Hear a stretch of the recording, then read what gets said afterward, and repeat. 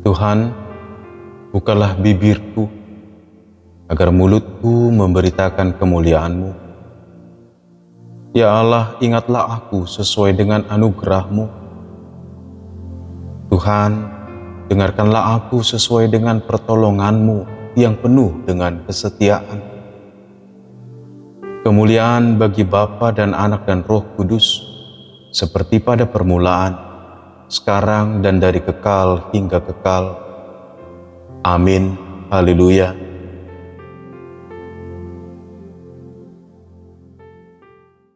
Tesalonika 1 ayat 4.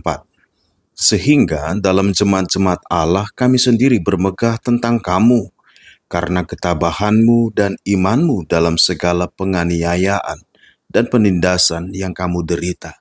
Saudara yang dikasihi Tuhan, ketika seseorang mengalami penganiayaan, penindasan, rasanya pasti merasa berduka dan marah, bercampur semua. Dan ketika tidak berdaya karena penindasan dan penganiayaan itu, apa menjadi pilihan dalam hidup? Apakah pasrah kepada nasib?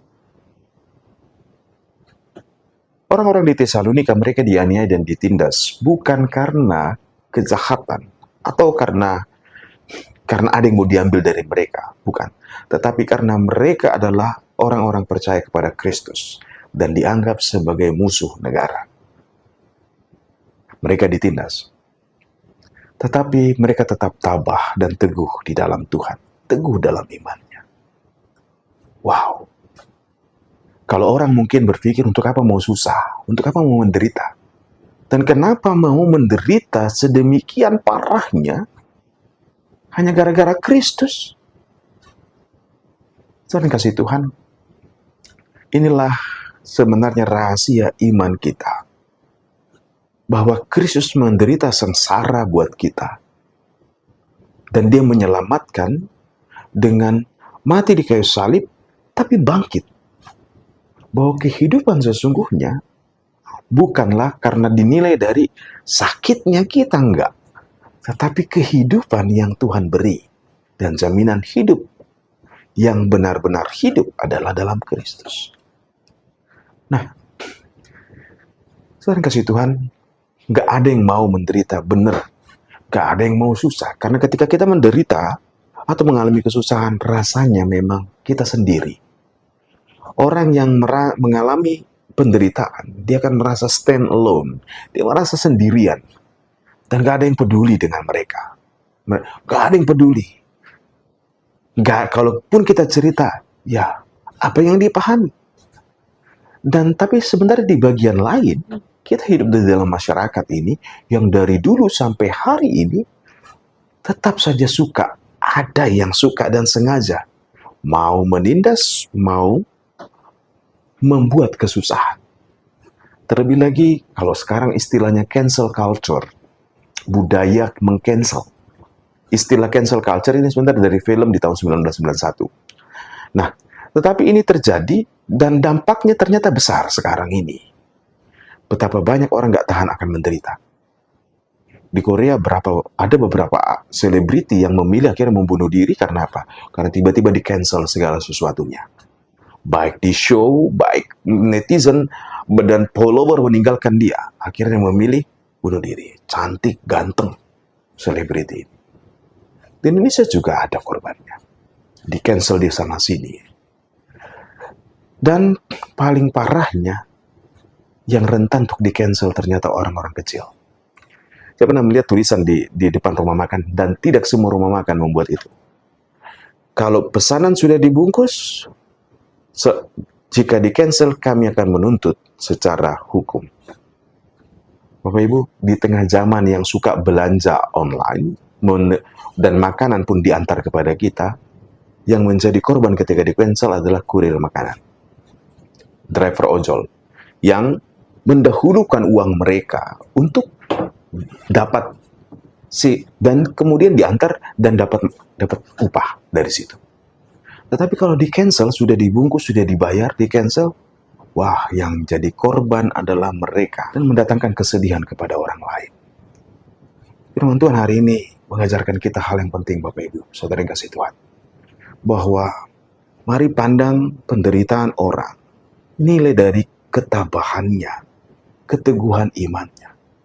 Dan biarlah itu menjadi keteduhan dan penghiburan juga bagi kita.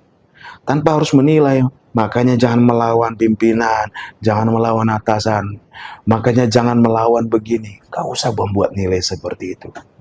Tetapi mari kita saling menghiburkan satu dengan yang lain. Karena hanya di dalam Kristus ada penghiburan. Dan kenapa orang mau demikian mengalami penderitaan seperti di Tesalonika? Dan bukan hanya Tesalonika, Bapak Ibu. Betul, saya pegang buku ini, Jesus Freak, para penggila Yesus.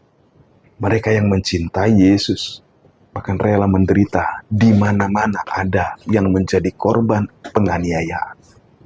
Kalau dari dulu sampai sekarang, gereja tetap bertahan di tengah penderitaan dan arus zaman.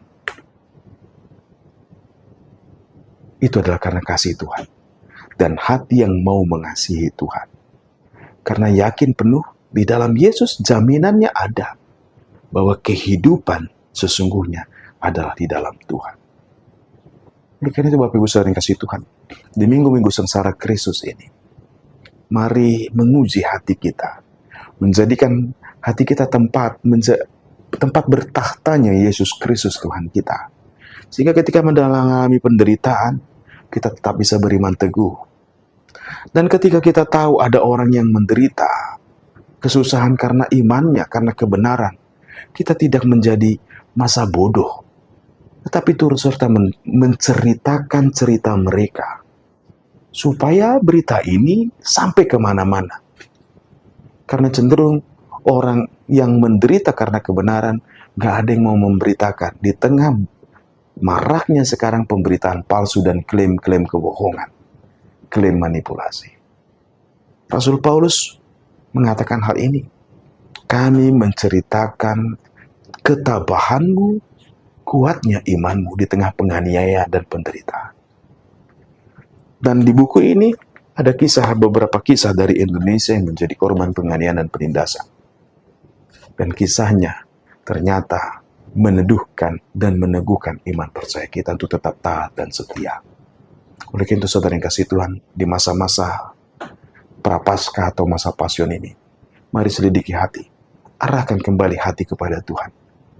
Ingatlah sengsara Kristus, supaya kita selamat, supaya kita semakin mengasihi Tuhan, dan kita memang mau taat, dan mau mengagumi Tuhan kita Yesus Kristus, dan mau memuji memuliakan Dia selalu, karena Dia adalah kekuatan dan kehidupan kita. Tetap teguh dalam Kristus. Tuhan berkati. Di tengah ombak dan arus bencana.